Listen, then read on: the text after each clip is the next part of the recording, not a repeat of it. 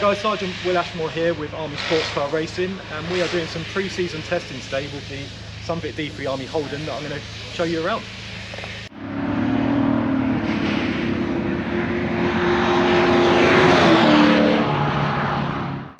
Hi Will, so thanks for having us today. This car looks absolutely incredible, but we'd really like to know a little bit more about the car, you know, a bit of a history about it. Yeah, sure. So we call it a Holden Commodore. Technically it's a Chevy Lumina. You might know it in the UK as a Vauxhall VXR8, and this is an ex-Bahrain WGA supercar. So these cars were built as a one-make series. They raced out in the Middle East in Bahrain. They supported the Formula One around 2010. That championship eventually closed down, and the whole championship was brought back to the UK, where they tried to start up a bit of a V8 series that never really took off. So the cars got sold off separately, and I was lucky enough to pick this one up. Incredible. Well, that sounds like quite a fair bit of history. So I think really what we want to know is, what we really want to see is what it really takes to build a race car. So let's have a look at that. Okay, so we'll start at the front of the car, and obviously under the bonnet is the heart of the car itself. We've got the big 6.2 litre LS3 V8 running about 475 horsepower with equal amounts of foot-pound of torque. We keep the engine stock for reliability reasons, and also just to maintain that power limit. We're limited by power and weight to make the class of the championship that we race in, so we have to match those regulations. Mated to the engine, we've got a BMW 7-speed DCT gearbox. This used to run an old school NASCAR dog box, 4-speed dog box. Very agricultural, quite slow, and we had a lot of issues with that last year, so we decided to get rid of it. And that's why we're here today, testing the car to get this new gearbox tuned in. Nice. So what are the features that can we see around the engine? Talk us around the engine, sure. what we've got that's not standard, if you will. Yeah, so I mean, this is a thoroughbred race car. It was never a road car that was converted. It was built purely, as I said before, as a race car to race in Bahrain. So as you can see, the whole car was stripped down to bare metal essentially, and a really strong roll cage and various strengthening points were put into the car. So we've got these strengthening struts here that tie back into the roll cage at the back end of the car. Cooling, with such a big engine and such a big car, cooling is a major issue, especially with endurance racing. Like that's going to be your biggest battle, is keeping everything cool, including the brakes and everything else. So we've got a really big PWR radiator, which is the same brand of radiator that the Formula One cars use. Two massive oil coolers, one for the engine, one for the gearbox. Otherwise, a few breathing mods because it's a big engine. And this engine is essentially a big air pump, so it does pump out a lot of its own air through crankcase pressure. So we've got to put these massive AN fittings on the back of the engine just to release all of the extra pressure that we're generating due to high RPM conditions. So a serious bit of kit then, some would say. Yeah, and there's just always a lot to think about, and you're always tweaking things and making things more reliable, really. Brilliant. So Will, we've talked about what makes it shift. Now let's talk about what makes it kind of stop. Cool. Well, I mean, this is no lightweight car, and every good race car doesn't weigh very much. Unfortunately, we weigh over 1,600 kilos minimum weight, which is pretty serious. So we need some serious rubber, some serious brakes to slow us down and keep us on the blacktop. So we're running performance friction front and rear calipers with performance friction fully floating discs. We're on 380mm front discs and 355mm rear discs. The front pads are 31mm thick each, monstrous pads made for endurance racing. The brakes never go off, they never let us down, and that's really key. We run the Nankang AR1 tyre, another one of our good sponsors. We've got a 275 wide tyre, and again we can hammer on these tyres for 2 hours straight and they never let go, which is really key for endurance racing. Yeah, I suppose grip and good braking is definitely, it's all well and good having the horsepower, but if you can't stop the car, there's no point, is there? Yeah. And actually, although she weighs a lot, we brake as hard as anyone else on the circuit, so it's really useful. Amazing. So we've seen the engine, we've seen what's going to make it stop. Maybe you could take us inside? Yeah, take you into the office. Absolutely. Come on in. So as I said before, we've been out all day testing, tuning the new gearbox, and we've got Will here from Race Dyno tuning on the laptop. We've been squaring everything away for us today. Bit of a tough day, but we've got there in the end, and it's a whole new setup. This is like version 2 of this car for us. So yeah, we've been working our way through it, and we finally got there at the end, but then we got kicked off last minute for noise.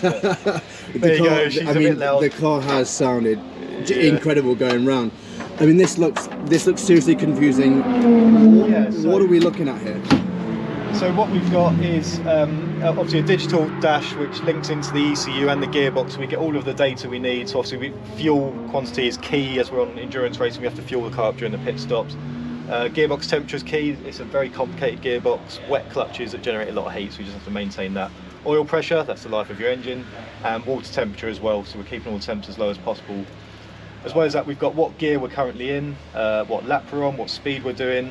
We've got our predicted lap time, our best lap time of the session, and our delta compared to that best lap, so we can see if we're going faster or slower than that best lap.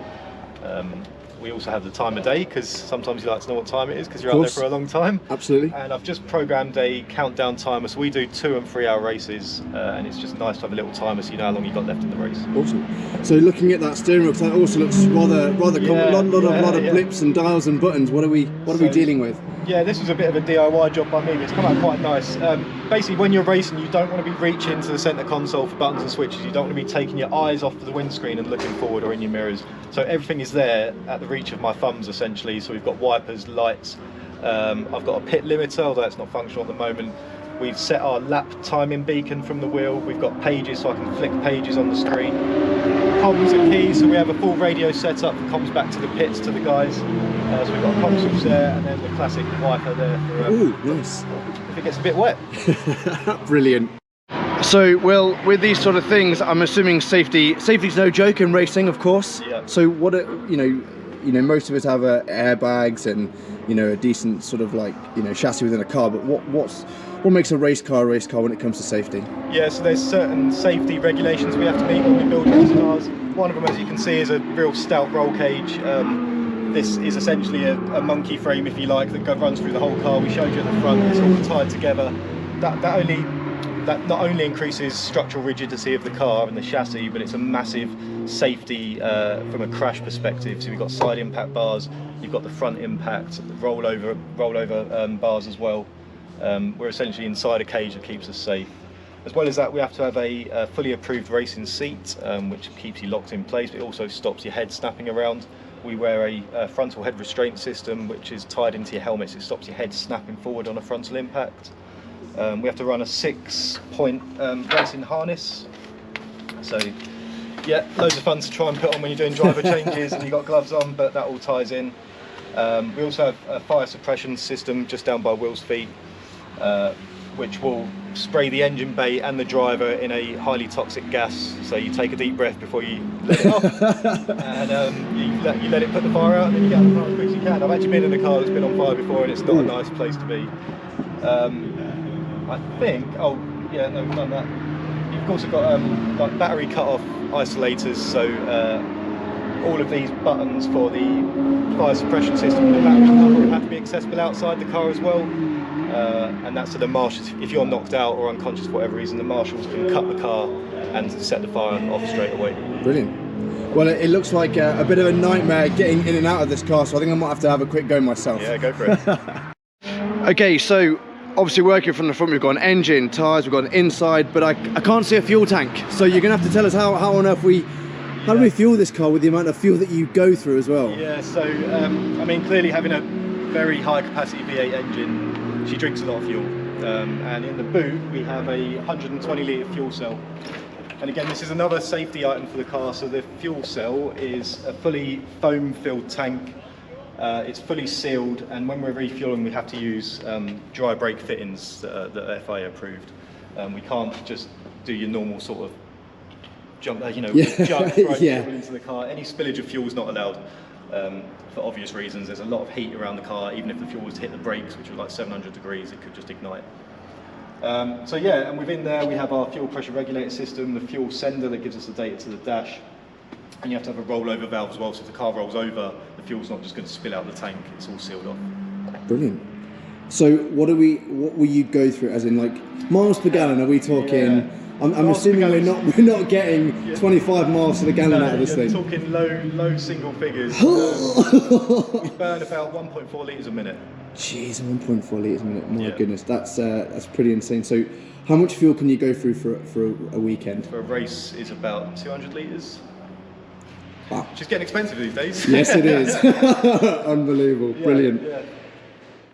So Will, the keen-eyed amongst us will notice at the back of that car there was no exhaust. So maybe you could tell us a bit more about the exhaust on these cars. Yeah, man. I mean, the exhaust is one of my favourite parts of this car, because you've got the V8 noise, of course.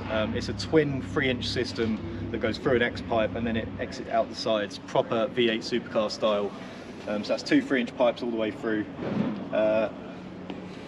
If you're watching the car a lot, she does lick a few flames. And now we've got this new gearbox in and working thanks to Will at Race Diamond Tuning. We should have some really nice shift cuts and blips, which should make some good noises. Yeah. A few pops and bangs, all that good stuff. Brilliant. Yeah, that side mounted exhaust just looks really incredible. It just tidies the car off nicely, and I suppose when you've got those flames popping out, it's a good PR and photo opportunities for the team. That's the thing, is getting the cameraman to catch those flames. Just need a good cameraman, I suppose. Yeah. Brilliant. Well, you know, thank you so much for showing us around the SunVit-D3 Army Holden, I believe it is. And yeah, thank you so much, Will. This car just looks absolutely incredible. Yeah, brilliant. Thanks a lot, Will. Cheers. Guys, thank you.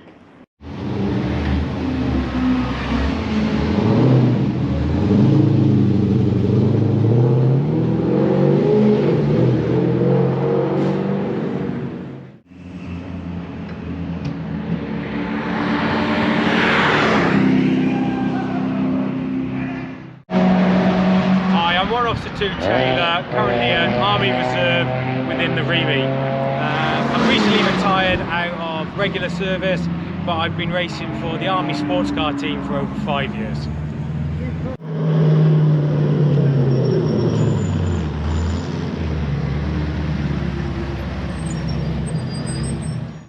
Hi Matty, thank you so much for having us. So I think, you know, some of the key questions that people have got regarding racing and the army racing is funding. Like, how much does it cost to run one of these cars in the category that you're in? So a lot of money is about the gist of it. I'm currently racing in the highest class of club racing, which is Class A within Club Enduro Championship. I would say for the season, running cost is about £26,000 total, which is split between me and Will, the other driver. We do get assistance from the Army sports team. Some of this funding comes from the Army Sports Lottery and through Army Sports Control Board, but to be completely honest, it's a tiny amount compared to what we spend. Fantastic. Okay, maybe you could, obviously you say you're in Class A. What are we looking at for like fuel and tyres?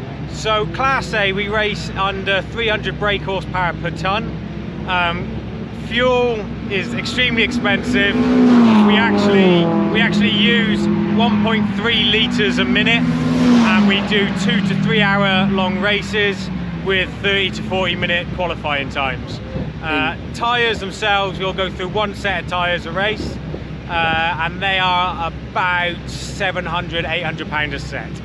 That's incredible. So a Class A car like the SunVit Army Holden, what will that kind of, you know, what's the initial inlay, the cost of that? So I think the car originally cost about £25,000 to buy, and since then we have changed the engine, changed the suspension, changed the gearbox, we've lightened it, we've changed the doors, and we've done numerous amounts of things. Some of it costing a lot of money, some of it we've managed to neutralise the money by selling parts, but yeah, it's a lot of money. And perhaps you can tell everyone a little bit about the Armed Forces Race Challenge? Yeah, so the Armed Forces Race Challenge is our lowest tier racing. Basically it's where we started. It's a tri-service event, Army, Navy, RAF, racing against each other with some civilians joining in. It's sprint racing, so 20-minute long racing, slightly more gentlemanly, shall we say, and not quite as aggressive, and you can run down in quite lower classes. So a Class D car where you could probably get on the grid and race for £5,000–6,000 a year, that kind of amount. So there is affordable racing through the Armed Forces Racing Challenge? There is affordable racing. To a degree. within reason, you know. I always say to everyone, you have to stop partying quite as hard to be able to come racing. Excellent. And so where can we find more information, or what races will we find the SunVit Army Holden car in? So we race in 750 Motor Club Club Enduro Championship. you'll be able to find their website and Facebook pages easily. But we race for the Army Sports Car Racing Team. And you'll find them on Facebook as your easiest way. Awesome. Matt, thank you so much for your time. It's been an absolute pleasure, and we're really looking forward to seeing more of the car. Thank you. Cheers,